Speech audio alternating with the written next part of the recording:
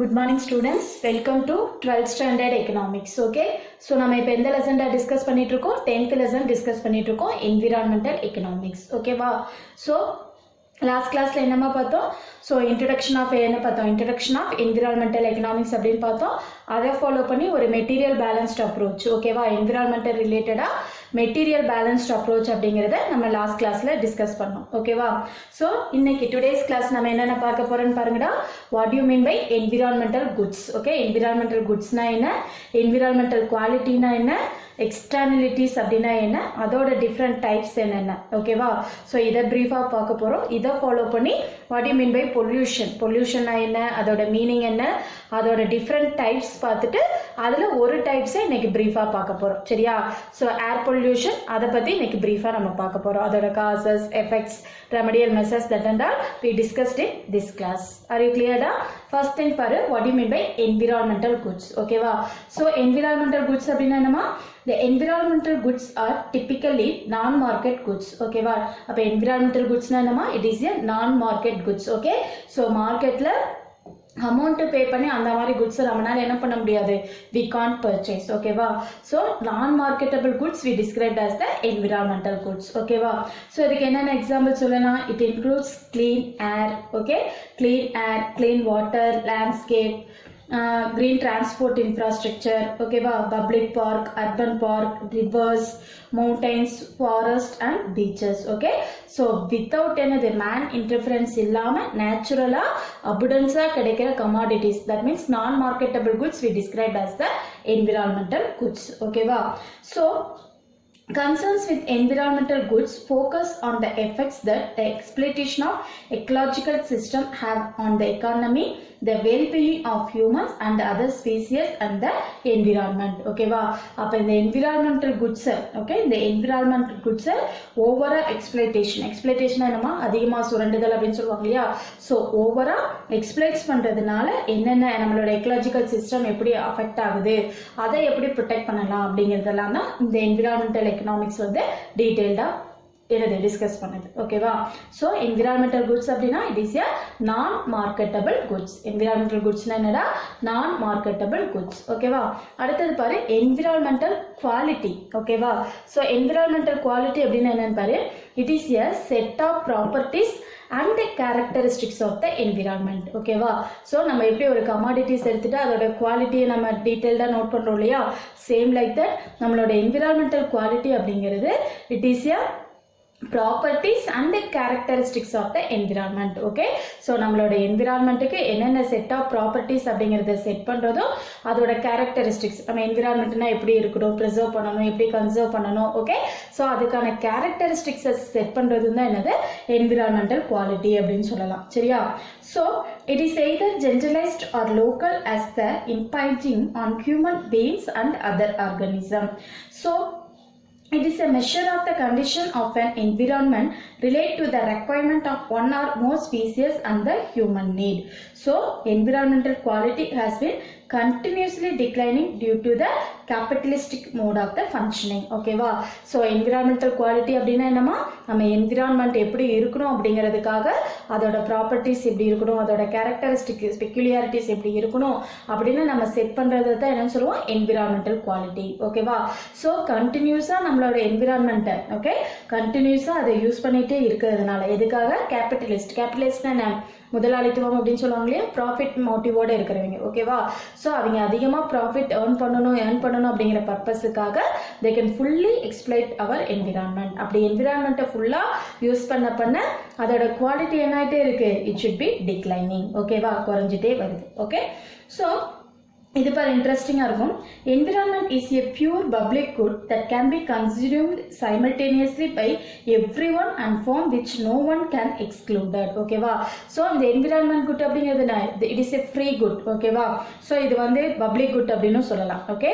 So இந்த type of people, poor தான் use பண்ணணும், ரிச் தான் யூஸ் பண்ணணும், இல்லை மாடரேட் பீப்புள் தான் யூஸ் பண்ணணும் அப்படின்னு எந்த ஒரு டிஸ்கிரிமினேஷனும் இந்த இதுக்கு வந்து கிடையாது. Because it is the public goods. யார் வேணாலும் எவ்வளோ வேணாலும் யூஸ் பண்ணலாம், நோ ஒன் அவங்களை என்ன பண்ண முடியாது, இப்படி ஸ்டாப் பண்ண முடியாது. சரியா? So a pure public good is one for which consumption is non-reviewable and from which is impossible to the exclude a consumer. So எந்த ஒரு டைப் ஆஃப் கன்சியூமரை என்ன பண்ண முடியாது, இதுல இருந்து எக்ஸ்க்ளூட் ஆக முடியாது, என்விரான்மெண்ட்டை யூஸ் பண்ணாம இருக்கவே முடியாது. ஓகேவா? Pure public good pose a free rider problem. So as a result, resources are depleted. The contribution of the nature to GDP as well as depletion of the natural resources are not accounted in the present system of national income enumeration. ஓகேவா? So இப்போ இருக்கிற modern வேர்ல்டில் நம்மளோட national இன்கம்மை calculate பண்ணுற மெத்தட்ஸில், ஓகேவா? So national நம்மளோட total GDP இது பண்ணுறப்ப நம்மளோட ப்ராஃபிட் அதிகமாக இருக்கணும், நேஷ்னல் இன்கம் அதிகமாகணும், நம்ம country also one of the developed நேஷனாக இருக்கணும் அப்படிங்கிற பர்பஸுக்காக என்ன பண்ண ஆரம்பிக்கிறாங்க, they get depleted resources என்ன பண்ணுறாங்க, அதிகமாக யூஸ் பண்ணி அதை அதிகமாக யூஸ் பண்ணுறதுனால அதோட இது என்ன ஆகிட்டே இருக்குது, டிப்ளெட்டட்னா நம்ம டிக்ரீஸ் ஆகிக்கிட்டே இருக்குது. ஓகேவா? ஸோ இதுதான் என்னடா என்விரான்மெண்டல் குவாலிட்டி. ஓகே, ஸோ அந்த குவாலிட்டியை நம்ம எப்படி மெஷர் பண்ணலாம் அப்படின்னு பாரு. ஓகேவா? this is the externalities அப்படின்னு சொல்லுவோம். ஓகேவா? பாரு, in environmental economics one of the most important market failure is caused by negative externalities. ஓகேவா? so it is arising from protection and also the consumption of goods and service. okay, so the externalities அப்படிங்கிறது என்னென்ன ரீசன்னால வருது அப்படின்னு பார்த்தீங்கன்னா, one is the consumption, another one is the production. இந்த ரெண்டுலையுமே it should be affected. ஓகேவா? so எப்படின்னு பாரு, இதெல்லாம் ரொம்ப இன்ட்ரெஸ்டிங்கான டாபிக் தான். பாரு, the externalities அப்படின்னா, okay, so it is a third party effects arising from the production and consumption of goods and services for which no appropriate compensation is paid. ஓகேவா? அதாவது ஒரு குட்ஸை கன்சியூம் பண்ணுறப்பவோ, ஓகே, ஒரு குட்ஸை கன்சியூம் பண்ணுறப்பவோ அதர்வைஸ் ப்ரொடியூஸ் பண்ணுறப்பவோ, ஓகே, கன்சியூம் பண்ணுறப்பவோ அதர்வைஸ் ப்ரொடியூஸ் பண்ணுறப்பவோ இந்த ரெண்டு பர்சனும் இல்லாமல் ஒரு தேர்ட் பர்சன் அஃபெக்ட் ஆனாங்க அப்படின்னா that is we described as the externalities. okay, externalityனா என்னமா, both நம்ம ஒரு குட்ஸை கன்சியூம் பண்ணுறப்ப இருக்கலாம், அதர்வைஸ் நம்ம ஒரு குட்ஸை ப்ரொடியூஸ் பண்ணுறப்ப இருக்கலாம். இந்த ரெண்டு சுச்சுவேஷன்லையுமே இந்த ரெண்டு பர்சன் இல்லாமல் ஒரு தேர்ட் பர்சன் அஃபெக்ட் ஆனாங்க அப்படின்னா that is we described as the externalities. அதுக்கு என்னடா பேர், externalities are spill over effect அப்படின்னு சொல்லுவோம். இது என்னடா, ஸ்பில் ஓவர் எஃபெக்ட், ரொம்ப அதிகமாக சிதறல் அப்படின்னு சொல்லுவாங்க இல்லையா, அது எக்ஸஸாக ஆகிறதுனால. ஓகேவா? ஸோ இதோட டெஃபினிஷன் பாரு. Externalities refers to external effects or spillover effect resulting from the act of protection or consumption on the third parties. So externalities arise due to the interdependence between economic units. Okay, are you clear da? So externalities na புற விளைவுகள் அப்படின்னு சொல்லுவோம். That means what? Okay, so ஒரு goods நம்ம consume பண்றதுனாலயோ otherwise நம்ம produce பண்றதுனாலயோ அந்தந்த parties இல்லாம, கன்சியூமரோ ப்ரொடியூசரோ இல்லாம ஒரு தேர்ட் பர்சன் அஃபெக்ட் ஆனாங்க அப்படின்னா that is we described as the externalities. Okay va? So it should be again classified into, okay, it should be again classified into another positive externalities, negative externalities. okay va? இப்ப பாருடா, beneficial externalities are called positive externalities. நல்லா கவனி, இப்போ நம்ம ஒரு குட்ஸை consume பண்ணுறதுனால அந்த தேர்ட் பார்ட்டி அஃபெக்ட் ஆகானாங்க அப்படின்னு நான் சொன்னேன் இல்லையா, அஃபெக்ட் ஆனாங்க அப்படின்னா that is called as a negative என்னது எக்ஸ்டர்னலிட்டிஸ். ஓகே, ஒரு குட்ஸை நம்ம கன்சியூம் பண்ணுறதுனால தேர்ட் பார்ட்டி பெனிஃபிட் அடைஞ்சாங்க அப்படின்னா, அவங்களுக்கு ஏதாவது அட்வான்டேஜஸ் கிடைச்சது அப்படின்னா that is we described as the positive externality. Are you கிளியர்டா? இங்கே பாரு, externality should be classified into two types. one is the consumption, இன்னொன்று protection. ஓகேவா? consumption அப்படிங்கிறது என்ன அப்படின்னு பார்த்தீங்கன்னா, it is further classified into two category, positive or negative. positive அப்படின்னா என்ன அப்படின்னா, இது என்னது, நம்ம ஒரு குட்ஸை கன்சியூம் பண்ணுறப்ப அதே அந்த இதனால இன்னொரு பர்சனுக்கு, அந்த தேர்ட் பார்ட்டிக்கு ஏதாவது அட்வான்டேஜஸ் கிடைச்சது அப்படின்னா தட் இஸ் ஏ பாசிட்டிவ் எக்ஸ்டர்னலிட்டி. ஓகேவா? அதே கான்ட்ராஸ்டாக அதே பர்சனுக்கு ஏதாவது டிஸ்அட்வான்டேஜஸ் எஃபெக்ட் நடந்தது அப்படின்னா that is we described as the negative என்னது எக்ஸ்டர்னலிட்டிஸ். ஓகே, இது consumption side. Both as well such என்னது ப்ரொடக்ஷன் சைடு ஆல்சோ. ஓகே, ஒரு குட்ஸை ப்ரொடியூஸ் பண்ணுறதுனால தேர்ட் பார்ட்டிக்கு ஏதாவது அட்வான்டேஜஸ் கிடைச்சது அப்படின்னா தட் இஸ் ஏ பாசிட்டிவ் என்னது எக்ஸ்டர்னலிட்டி. கான்ட்ராஸ்டா அதே தேர்ட் பர்சனுக்கு ஏதாவது டிஸ்அட்வான்டேஜஸ் ஆச்சு அப்படின்னா இட் இஸ் த நெகட்டிவ் எக்ஸ்டர்னலிட்டிஸ். ஓகேவா? இதுக்கு என்ன நான் எக்ஸாம்பிளோட சொன்னா உனக்கு ஈஸியா புரியும். பாரு, when some residents of a locality hire a private security agency to patrol their area, and the other residents of the area also benefit for better security without bearing cost. Okay va, for example, இப்போ நம்ம எல்லாருமே ஒரு flat அப்படின்னு வச்சுக்கலாமா. So ஒரு ஃப்ளாட்டில் வந்து ஒரு 100 people குடியிருக்கிறாங்க அப்படின்னு வச்சுக்கலாம். ஓகேவா. ஸோ அந்த மாதிரி ஃப்ளாட்டில் பார்த்தீங்கன்னா ஒரு சில பேர் ஓகே ஒரு 100 மெம்பர்ஸ் இருக்கிற இதில் பார்த்தீங்கன்னா ஒரு 20 மெம்பர்ஸ் சேர்ந்து என்ன பண்ணுறாங்க, அவங்களோட ப்ரொடெக்ஷனுக்காக ஒரு ப்ரைவேட் செக்யூரிட்டியை வந்து என்ன பண்ணிக்கிறாங்க, அரேஞ்ச் பண்ணுறாங்க. அப்படி அரேஞ்ச் பண்ணுறப்ப அந்த சரௌண்டிங்கில் இருக்கிற எல்லா பீப்புளுக்குமே ஒரு செக்யூரிட்டிஸ் கிடைக்குது இல்லையா. அப்போ இப்போ கன்செப்ஷன் ஒருத்தர் பண்ணுறதுனால மற்ற தேர்டு பார்ட்டிக்கு இது அட்வான்டேஜஸாக கிடைக்குது. சரியா. So it is called as the positive externality. Okay. Private security but public safety. ஓகேவா. இதே நெகட்டிவ் பாரு, a person smoking cigarette may give satisfaction to that person, but this act causes hardship. That means what? Dissatisfaction to the non-smokers, so who are driven their passive smoking. Okay va. So negative externality அப்படினா என்னமா, ஒரு person smoke பண்றானா அவனுக்கு அது வந்து சாட்டிஸ்ஃபேக்ஷனா இருக்கும். சரியா. But அவங்க பக்கத்துல நியர்பையா இருக்கிற பர்சனுக்கு அது பிடிக்காது, டிஸ்சாட்டிஸ்ஃபேக்ஷனா இருக்கும். அதனால அவங்களுக்கு நிறைய எஃபெக்ட் கிரியேட் ஆகும். சரியா. ஸோ அந்த மாதிரி இருந்தது அப்படின்னா அப்போ ஒருத்தர் யூஸ் பண்றது தேர்ட் பார்ட்டிக்கு டிஸ்அட்வான்டேஜஸாக எஃபெக்டாக முடிஞ்சது அப்படின்னா that is we described as the negative externality. இன்னும் சிம்பிளாக சொல்லணும்னா loud speaker, it creates the noise pollution. For example, இப்போ நம்ம வீட்டு சைடே இருக்கிறப்போ ஒரு வீட்டில் வந்து என்னது அவங்களுக்கு பார்த்து சவுண்டாக கேட்கறது, ஓகே ரொம்ப நாய்ஸாக கேட்கறது ஒரு ஹாபியாக இருக்கலாம், ரொம்ப பிடிச்சிருக்கலாம், பட் அவங்களுக்கு சாட்டிஸ்ஃபேக்ஷனாக இருக்கலாம். பட் நியர்பை வீட்டில் இருக்கிறவங்களுக்குலாம் அது எப்படிமா இருக்கும், அது ஒரு நாய்ஸ் பொல்யூஷனை கிரியேட் பண்ணுற மாதிரியான ஒரு ஃபீலிங்ஸை வந்து கிரியேட் பண்ணும். ஓகேவா. So those type of externalities it described as the consumption negative externalities. Okay va. So same like that, protection also classified into two category, one positive, another one negative. Okay va. Positive protection externality paru, the idea location for behind the orchards, first growing fields.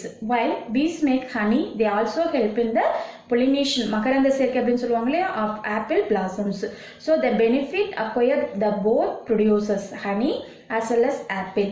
So this is called as the reciprocal untraded interdependency. நல்லா note பண்ணிக்கோ.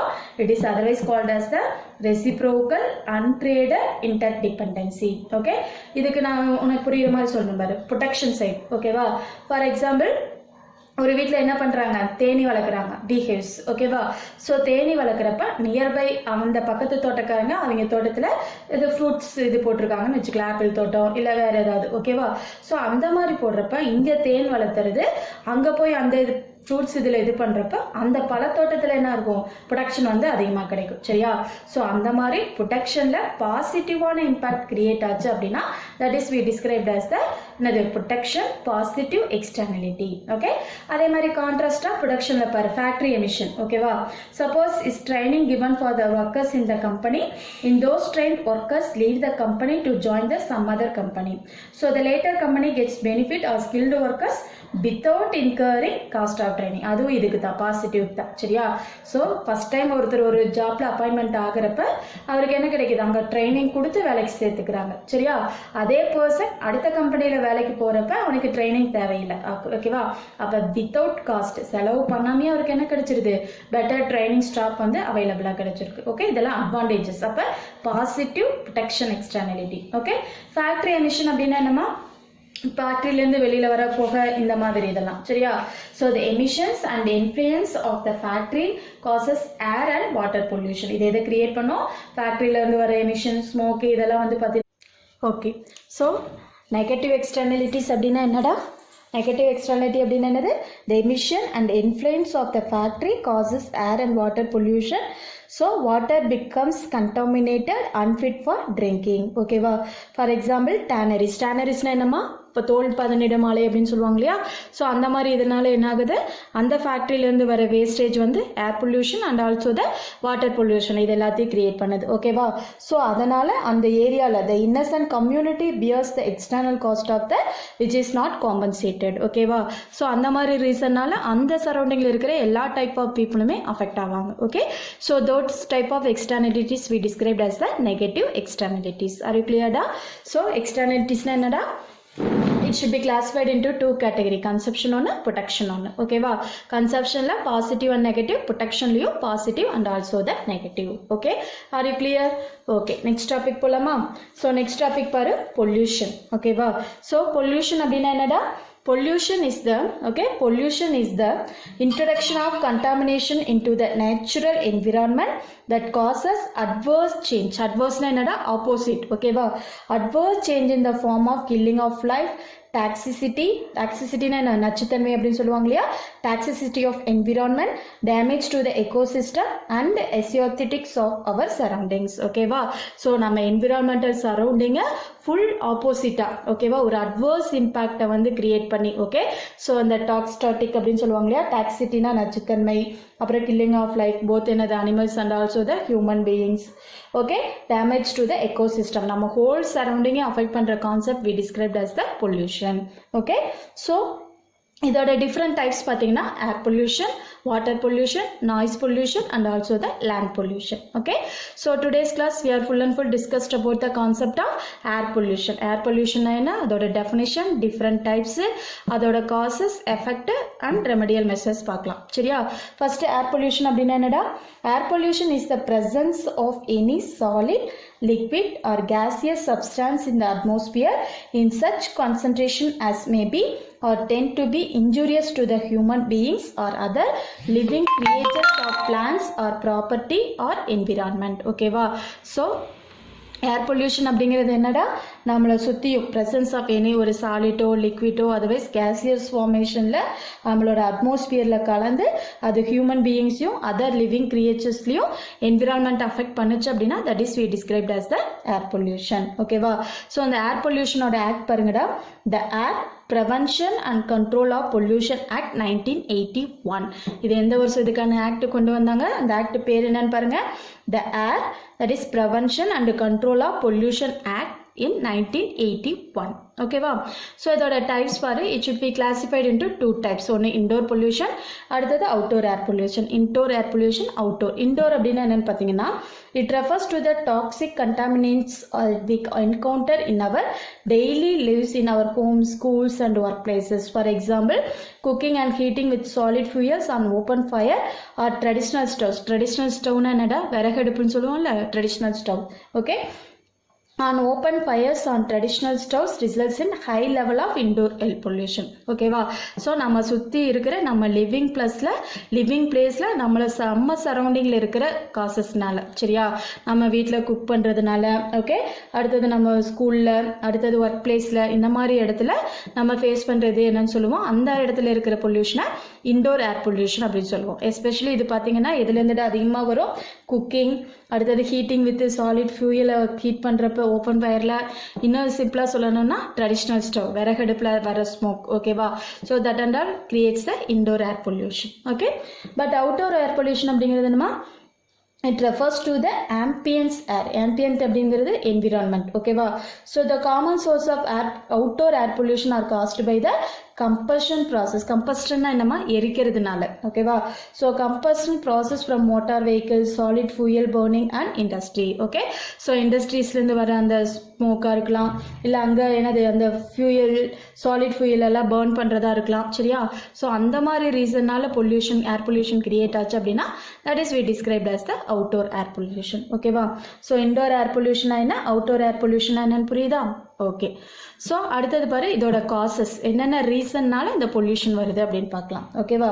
Vehicle exhaust smoke, அடுத்தது fossil fuel, exhaust from industrial plant, construction of agricultural activities, அடுத்தது natural causes, household activities. இந்தந்த ரீசன்னால தான் air pollution வந்து create ஆகுது, சரியா? ஃபர்ஸ்ட் ஒன் பாரு, vehicle exhaust smoke. Okay, vehicle smoke is happens to release high amounts of carbon monoxide. Okay, so வெஹிக்கிள்ஸ்லேருந்து வர்ற அந்த ஸ்மோக் புகையில் பார்த்தீங்கன்னா அதிகமாக எதிராக கலந்துருக்குது கார்பன் மோனாக்சைடு. ஓகேவா? ஸோ சிட்டிஸ்ல எல்லாம் பார்த்தீங்கன்னா மில்லியன்ஸ் ஆஃப் வெஹிக்கிள் ஆப்ரேட்டட் ஓகேவா. So each one living behind its own carbon footprint of the environment. அப்போ எல்லா வெஹிக்கிள்லேருந்துமே என்ன வெளியில் வருது, அதிகமான கார்பன் மோனாக்சைடு வந்து வெளியில் வருது ஓகேவா. ஸோ அது ஏரில் அதிகமாக கலக்கிறதுனால ஏர் பொல்யூஷன் வந்து கிரியேட் ஆகுது ஓகேவாடா. அடுத்தது பாரு fossil fuel. Okay, so power பிளான்ட்ஸ்லாம் நம்ம யூஸ் பண்ணுறோம் இல்லையா அது ஓகேவா. பாரு fossil fuel also present a wider scale problem when they are burned for energy in power plants. Okay, இப்போ ஃபார் எக்ஸாம்பிள் நியூக்ளியர், தெர்மல் எல்லாம் பார்த்தீங்கன்னா என்ன பண்ணுவாங்க, இதெல்லாம் பேர்ன் பண்ணி தான், கோல் இதெல்லாம் வந்து பேர்ன் பண்ணி தான் இது பண்ணுவாங்க சரியா. ஸோ அந்த மாதிரி ஃபோசில் ஃபியூயல்ஸ்லாம் அந்த எனர்ஜி பவர் பிளான்ட்டுக்காக அதை பேர்ன் பண்ணுறப்ப அதுலேருந்து வர ஸ்மோக்கு எதை கிரியேட் பண்ணுது, ஏர் பொல்யூஷனை வந்து கிரியேட் பண்ணுது சரியாடா. ஸோ அதில் என்னென்ன கெமிக்கல்ஸ்லாம் இருக்குன்னு பாரு. Chemicals like sulphur dioxide are released during the burning process which travels straight in to the atmosphere ஓகேவா. ஸோ அதுலேருந்து அந்த ஸ்மோக்லேருந்து வர சல்ஃபர் டை ஆக்சைடு வந்து பார்த்தீங்கன்னா டைரெக்டாக அட்மாஸ்பியரில் கலந்து ஏர் பொல்யூஷனை வந்து கிரியேட் பண்ணுது. அதனால தான் ஆசிட் ட்ரெயின் வந்து அதிகமாக வருது ஓகேவா. அடுத்தது பாரு எக்ஸாக்ஸ்ட் ஃப்ரம் இண்டஸ்ட்ரியல் பிளான்ட்ஸ் ஓகேவா. என்னது ஃபேக்ட்ரிஸ்லேருந்து இண்டஸ்ட்ரியிலேருந்து வர அந்த எக்ஸாஸ்ட் ஓகேவா. Heavy machineries located inside big factories and industrial plants also emit pollution in to the air ஓகேவா. இதுலேருந்து வர புகை. அடுத்தது பார்த்தீங்கன்னா construction and agricultural activities. Okay, potential impacts arising from the construction டெப்ரிஸ்னா குப்பை எரிக்கிறது ஓகேவா. Would include dust particles and gaseous emission from the construction sites. Okay, அதுலேருந்து அந்த கன்ஸ்ட்ரக்ஷனில் நம்ம யூஸ் பண்ணுற வேஸ்டேஜஸ் எரிக்கிறப்ப அதுலேருந்து வர ஸ்மோக் ஓகேவா. Like otherwise using ammonia for agriculture is a frequent byproduct, so that happen it to be one of the most dangerous gases affect air ஓகேவா. So அக்ரிகல்ச்சருக்கு நம்ம use பண்ணுற என்ன சொல்லலாம், உரம் இதெல்லாம் சொல்லுவோம் இல்லையா, அதில் பார்த்தீங்கன்னா அதிகமாக அமோனியா அப்படிங்கிற இது வந்து இன்க்ளூட் கலந்துருக்கும் சரியா. ஸோ அதுலேருந்து வர அந்த கேஸஸும் one of the important causes for the agriculture air pollution ஓகேவா. அப்போ both construction and also the agricultural activities also main causes of the air pollution okay. அடுத்தது natural causes. Earth is one of the biggest polluter itself through volcanoes, forest fire and dust storm, புழுதி புயல் அப்படின்னு சொல்லுவாங்கள்ல, dust storm ஓகேவா. So இந்த natural காசஸ்னால நிறைய volcanoes வருது, ஃபாரஸ்ட் ஃபயர் வருது okay. So the nature born events that dump the massive amount of air pollution in to the atmosphere. So இந்த மாதிரி நேச்சுரல் காசஸ்னாலையும் அது என்ன ஆகுது, அட்மாஸ்பியரில் தம்பாக கலந்து ஏர் பொல்யூஷனை வந்து அதிகமாக கிரியேட் பண்ணுது ஓகேவா. அடுத்தது பாரு house hold activities. So household activities like cooking, heating, lighting, use of various forms of mosquito repellents. அடுத்தது pesticides, உரம் பூச்சிக்கொல்லி chemicals for cleaning at home and the use of artificial fragrance okay, வாசனை திரவியம் அப்படின்னு சொல்லுவாங்க இல்லையா. So that and all are some of the source of contributing to the air pollution. நம்ம வீட்டில் டெய்லி லைஃப்பில் ரொட்டீனாக யூஸ் பண்ணுற திங்கிங் ஓகே, லைட்டிங்காக இருக்கலாம். அடுத்தது என்ன, மஸ்கிட்டோஸ் இது அதிகமாக யூஸ் பண்ணுறதா இருக்கலாம், குக்கிங்க்கு, அந்த ஹீட்டு ஓகேவா, பெஸ்டிசைட்ஸ், கெமிக்கல்ஸ் இது எல்லாமும் என்னது நமக்கு வந்து ஏர் பொல்யூஷனை வந்து கிரியேட் பண்ணுது okay. So these are the causes of air pollution okay. அடுத்தது பாரு அந்த ஏர் பொல்யூஷனால என்னென்ன எஃபெக்ட்ஸ் வந்து நம்ம அட்மாஸ்பியரில் கிரியேட் ஆகுது. எஃபெக்ட்னா என்னடா, விளைவுகள் அப்படின்னு சொல்லுவாங்க இல்லையா. பாரு ஃபர்ஸ்ட் ஒன் பாரு ரெஸ்பிரேட்டரி அண்ட் ஹார்ட் ப்ராப்ளம்ஸ் ஓகேவா. ரெஸ்பிரேட்டரி அப்படின்னா என்னமா, நம்ம சுவாச கோளாறு அப்படின்னு சொல்லுவோம்ல, அதுவும் ஹார்ட் ப்ராப்ளம்ஸும் வந்து அரைஸ் ஆகுது okay. It creates several respiratory and heart elements along with cancer. So children are highly vulnerable and exposed to air pollutant and commonly suffer from pneumonia and asthma okay. So majority of the people என்னமா air pollution அந்த chemical ஏரை சுவாசிக்கிறதுனால அந்த respiratory okay, சுவாச கோளாறு, heart problem, asthma, அது especially குழந்தைங்களுக்கு பார்த்தீங்கன்னா it should be pneumonia, asthma. So இந்த மாதிரி ப்ராப்ளம்ஸ் வந்து அரைஸ் ஆகுது சரியா. அடுத்தது பாரு குளோபல் வார்மிங். நெக்ஸ்ட் ஒன் என்னடா, குளோபல் வார்மிங் ஓகே. ஸோ குளோபல் வார்மிங்னா என்ன, இன்க்ரீசிங் டெம்பரேச்சர், வெப்பநிலை அதிகமாகிறது ஓகேவா. So increasing temperature in the atmosphere leads to the global warming and thereby to increasing sea level and melting the polar iceberg, displacement and loss of habitat ஓகேவா. So என்னது, இந்த air pollution ரொம்ப அதிகமாக create ஆகிறனால temperature வெப்பநிலை வந்து அதிகமாகுது. So heat increase ஆக பார்த்தீங்கன்னா நம்மளோட கடல் மட்டம் சீ லெவல் அப்படின்னு சொல்லுவோம் இல்லையா, அதனால தான் சுனாமி எல்லாம் வருது. ஓகேவா. ஸோ நம்மளோட கடல் மட்டம் என்ன ஆகுதுன்னா ரைஸ் ஆகி அப்போ அந்த என்னது மெல்டிங் ஆஃப் போலார் ஐஸ்பர்க், அந்த போலார் ரீஜியனில் இருக்கிற அந்த ஐஸ்பர்க்கெல்லாம் என்ன ஆகுது கொஞ்சம் கொஞ்சமாக உருக ஆரம்பிக்குது. ஓகேவா. ஸோ அதனால் அது என்ன ஆகுது டிஸ்பிளேஸ்மெண்ட் ஆகி ஹேபிடேட்டை வந்து அஃபெக்ட் பண்ணுது. ஓகே. அடுத்த பாருடா acid rain. So harmful gases like nitrogen oxide and sulfur oxide releases into atmosphere during the burning of fossil fuel. நம்ம இங்கே பார்த்தோம் இல்லையா. ஸோ அந்த என்னது எலக்ட்ரிசிட்டிக்கு நம்ம தேர்மல் எலக்ட்ரிசிட்டி ஹைடல் வராது, தேர்மல் எலக்ட்ரிசிட்டி நியூக்ளியருக்கெல்லாம் நிறைய அந்த இதெல்லாம் எரிக்க பேர்ன் பண்ண பார்த்தீங்கன்னா அதுலேருந்து என்னென்ன வெளியில் வருது, நைட்ரஜன் ஆக்சைடு, சல்ஃபர் ஆக்சைடு. ஓகேவா. ஸோ அதெல்லாம் வந்து அட்மாஸ்பியரில் கலக்கிறப்ப அது என்ன ஆகும், ஆசிட் ரெயின் வர்றதுக்கு ஒன் ஆஃப் த மெயின் ரீசனாக அமையுது. ஓகேவா. அப்போ ஆசிட் ரெயினால் என்னென்ன damage ஆகுதுமா, both human beings and animals and crops also affected a lot. Okay. அடுத்தது பாரு யூட்ரோபிகேஷன். யூட்ரோபிகேஷன் என்ன, வாட்டரில் நைட்ரஜன் லெவல் இன்க்ரீஸ் ஆகிறது. ஓகேவா. யூட்ரோபிகேஷன் என்னடா, வாட்டரில் நைட்ரஜன் லெவல் வந்து இன்க்ரீஸ் ஆகிறது. Okay. So it is a condition where high amount of nitrogen present in some pollutant with adversely affects of fish, plants and animal. இதுவும் என்னது, நைட்ரஜன் வாட்டரில் increase ஆகிறப்ப இது போத் ட்ரிங்கிங்க்கு யூஸ் பண்ணுறப்ப human beings, அடுத்தது கடல்வாழ் உயிரினங்கள் அப்படின்னு சொல்லுவாங்க இல்லையா, வாட்டர் அனிமல்ஸ். ஓகே. இதோட லைஃபையும் பிளான்ட்டு இதோட லைஃப் எல்லாமே அஃபெக்ட் பண்ணுது. ஓகே. அடுத்து பார்த்தீங்கன்னா அடுத்து இம்பார்ட்டன்ட் எஃபெக்ட் அப்படின்னு இதை சொல்லலாம், effect on wildlife. Okay. அனிமல்ஸோட இது இப்போ toxic chemical present in the air can force the wildlife species to move new place and change their habitat. இப்போ நம்ம அதிகமாக எனது ஒரு டிபேட்டில் இருக்கிறது என்னன்னு பார்த்தீங்கன்னா, அந்த அனிமல்ஸ் எல்லாம் பார்த்தீங்கன்னா அதோட லிவிங் பிளேஸில் இருக்கிறது இல்லை. ஓகேவா. இப்போ நிறைய நியூஸ் அடிக்கடி கேள்விப்படுறோம்லடா, இப்போ சிறுத்தை எல்லாம் பார்த்தீங்கன்னா ரோட்டுக்கே வந்துருச்சு. ஓகே. அந்த மாதிரி வைல்ட் அனிமல்ஸ் எல்லாமே பார்த்தீங்கன்னா ஹியூமன் ஹேபிடேட்ஸ்க்கு ஈஸியாக வர்றதுருச்சு. ஓகேவா. அப்போ அந்த வைல்ட் லைஃப் வந்து அதோட இடத்த விட்டு மூவ் ஆகிருக்கும். One of the main reason என்ன அப்படின்னு பார்த்தீங்கன்னா இந்த ஏர் பொல்யூஷன் தான். சரியா. அடுத்து பார்த்தீங்கன்னா depletion of ozone layer. Okay. So ozone layer பார்த்தீங்கன்னா நம்மளை என்ன பண்ணுது, அந்த ஹார்ம்ஃபுல் அல்ட்ரா வயலட், ஓகேவா, யூவி ரேஸ் அப்படின்னு சொல்லுவோம், அல்ட்ரா வயலட் ரேஸ். ஓகே. அதுலேருந்து நம்மளை ப்ரொடெக்ட் பண்ணுறது, அந்த அல்ட்ரா வைரஸ்லேருந்து நம்மளை ப்ரொடெக்ட் பண்ணுறது பார்த்தீங்கன்னா இந்த ஓசோன் லேயர் தான். ஓகேவா. ஸோ அந்த நம்ம ஏர் பொல்யூஷன் அதிகமாக அந்த ஓசோன் லேயர் என்ன ஆகுது, இட் ஷுட் பி அஃபெக்டட். அப்போ டைரெக்டாக அந்த அல்ட்ரா ரேஸ் வந்து நம்ம மேலே பட்டுச்சு அப்படின்னா அது எதை அஃபெக்ட் பண்ணும், ஹியூமன் பீயிங்ஸ் எல்லாத்தையுமே ஃபுல்லாக அஃபெக்ட் பண்ணும். ஓகேவா. பாரு, ozone exists in the earth atmosphere and is responsible for protecting human from harmful ultraviolet rays. So earth ozone layer is depleting due to the presence of chlorofluorocarbons. இதனால chlorofluorocarbons and hydrochlorocarbons in the atmosphere. இது எதனாலடா அதிகமாக அந்த ozone layer affect ஆகுது அப்படின்னா இந்த ரெண்டு இதனால தான். சரியா. என்னென்னடா, chlorofluorocarbon and hydrochlorocarbons. ஓகே. அடுத்தது பார்த்தீங்கன்னா human health. So outdoor air pollution it is major cause of the death and also the diseases globally. World லெவலில் ஹியூமன் ஹெல்த் நிறைய அஃபெக்ட் ஆகிருக்கும். அது மெயின் ரீசன் என்னன்னு பார்த்தீங்கன்னா இந்த அவுட்டோர் ஏர் பொல்யூஷன் தான். சரியா. So the health effects range from increasing hospital admissions and emergency room visits to increased risk of the premature death. அவங்களோட அந்த மெச்சூர் டேட் இறக்குற டேட் வருஷம் வர்றதுக்கு முன்னாடியே அவங்க என்ன பண்ணிடுறாங்க, it should be death stage. So an estimated 4.2 billion premature death globally are linked to ambient air pollution. இந்த ஏர் பொல்யூஷனால நியர்லி எத்தனை பேருமா 4.2 பில்லியன் ப்ரீமெச்சூர் டெத் வந்து நடக்குது. அவங்களோட அந்த ஏஜ் வர்றதுக்கு முன்னாடியே இறந்துடுறாங்க அப்படின்னு மெஷர் பண்ணியிருக்காங்க. சரியா. ஸோ இதை கண்ட்ரோல் பண்ணுறதுக்கு government take the various remedial measures. First பார்த்தீங்கன்னா establishment of industries away from the towns and cities. Okay. So industries start பண்ணுறப்ப என்ன பண்ணலாம், டவுன்லேருந்து ரொம்ப தூரத்துக்கு, ஓகே, இன்டீரியரில் வந்து அந்த மாதிரி இண்டஸ்ட்ரீஸ் வந்து செட்டப் பண்ணலாம். ஓகேவா.